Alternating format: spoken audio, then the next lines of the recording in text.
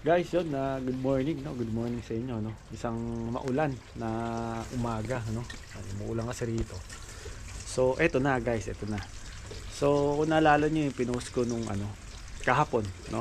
Nung meron kaming pinag-usapan ni Danny, ni Chef Danny. Actually, may pinaplano kasi kami. So, since paalis na siya sa Friday, no? So, naisipan namin na gumala, no? So gala kami sa Vancouver, kumbaga ano na 'yon, huling ano niya na 'yon sa dito sa Canada, no. So ngayon guys, since medyo maliwala yung pupuntahan natin, so kulang-kulang siguro 2 oras ang biyahe magmula rito. So naisipan namin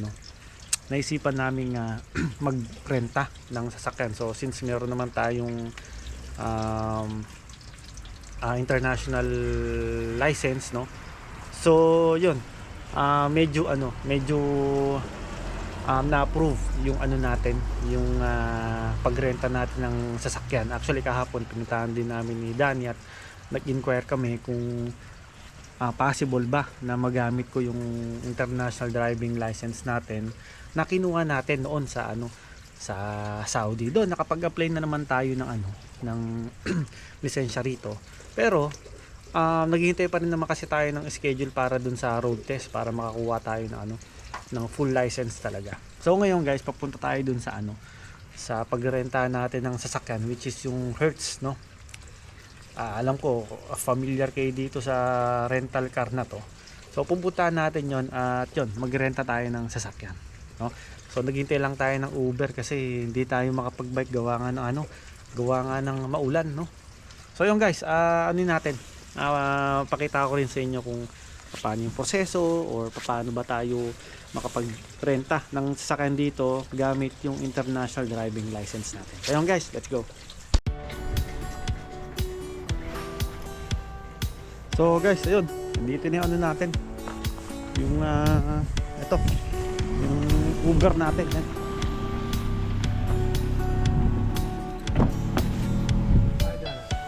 Hi boss, assalamualaikum. Morning.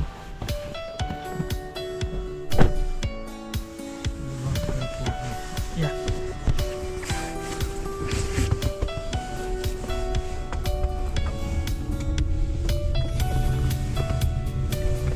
Nakita ko kasi sa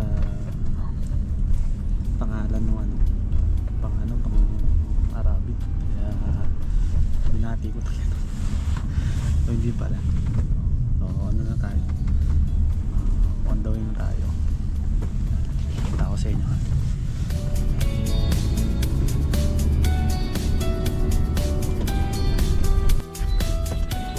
Bye. Okay. So guys, yun, dito na tayo sa Hertz to. Kita natin ha. Yan. Yung Hertz, no. Actually dito lang to sa sa Chilliwack Airport. Ganun nga ako, meron palang airport dito sa Chilliwack, no. Ayun, no, tingnan niyo. Ayan, no. Yan. Chilliwack Airport. Yan. So, pasukin natin tapos 'yun. Pakita ko rin sa inyo yung proseso nung pagrenta rito. Pero ewan ko lang kung kaya allowed nila yung mag-video tayo, ganun. Ay, check natin. Ayan tayo. I can write your rent for now. It's okay or passport mo daw? Yeah,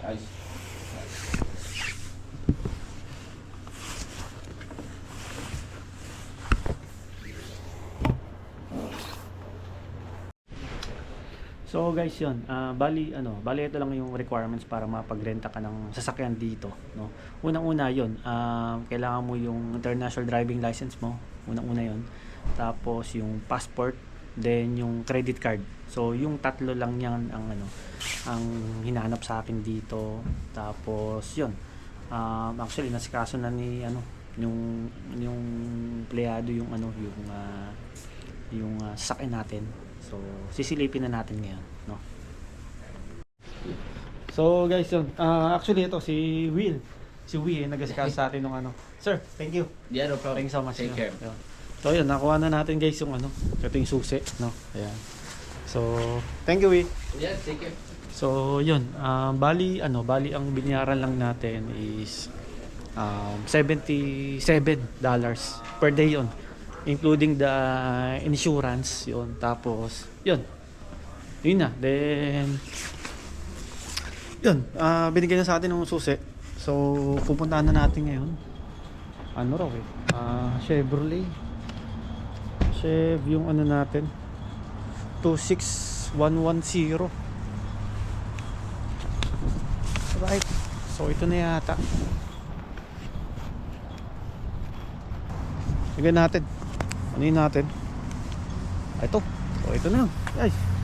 Ito rin renta natin. Mga sasakyan. Okay. So actually na-ready na rin nila. Na-ready na rin nila. Tapos yun. Bali kukuhain na lang natin. And drive na natin. No? So ito na. No? Parang di yata to pwede si ano rito. Kasi sinabi no pets daw eh. So hindi ko alam kung masasama natin si Lilo ngayon. Paano kaya to? Ayun. Dito na tayo guys. Ayun na. So ito. Chevrolet siya. No? Yan.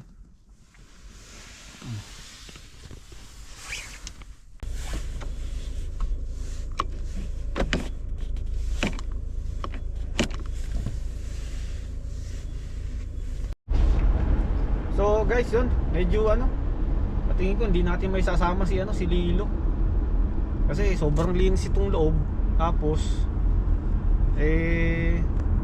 nagbawalan tayo na ano, na magdala ng pet daw, no. Nakakahawa naman si Lilo. So i-ano na lang natin.